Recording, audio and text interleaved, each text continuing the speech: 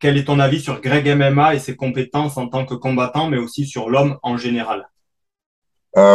Alors, Greg MMA, c'est quelqu'un que j'ai entraîné il y a une quinzaine d'années, un peu plus d'une quinzaine d'années d'ailleurs, qui faisait partie des combattants de la Snake Team.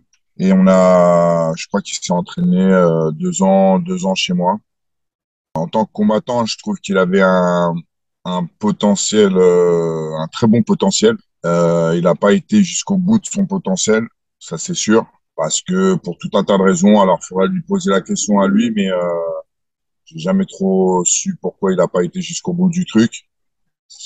Et je trouve qu'aujourd'hui, d'ailleurs, dans ses discours, on sent un petit peu la frustration de ne pas avoir été jusqu'au bout du truc, puisqu'il est toujours en train de revenir sur le passé. Il parle souvent du passé, en fait. Donc, je trouve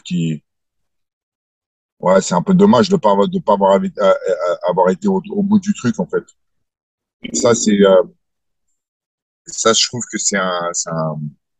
quand on a une passion, on se donne un corps et âme dans un truc et qu'on se fixe des objectifs et qu'on s'arrête avant d'avoir véritablement essayé d'atteindre ces objectifs. Il y a toujours cette malédiction de la frustration donc voilà, je trouve que c'est ça qu'on voit un petit peu chez Greg MMA.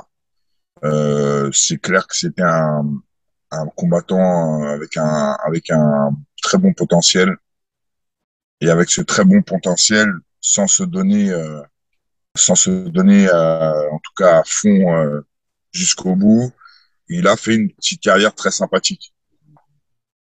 Il a rencontré des grands noms, il a fait des belles prestats face à des mecs qui étaient pas manchots. J'aime bien son format de vidéo.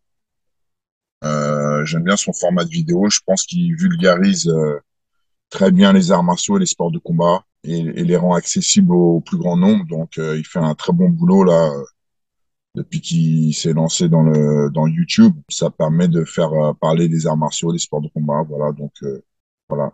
D'accord, ça marche, merci.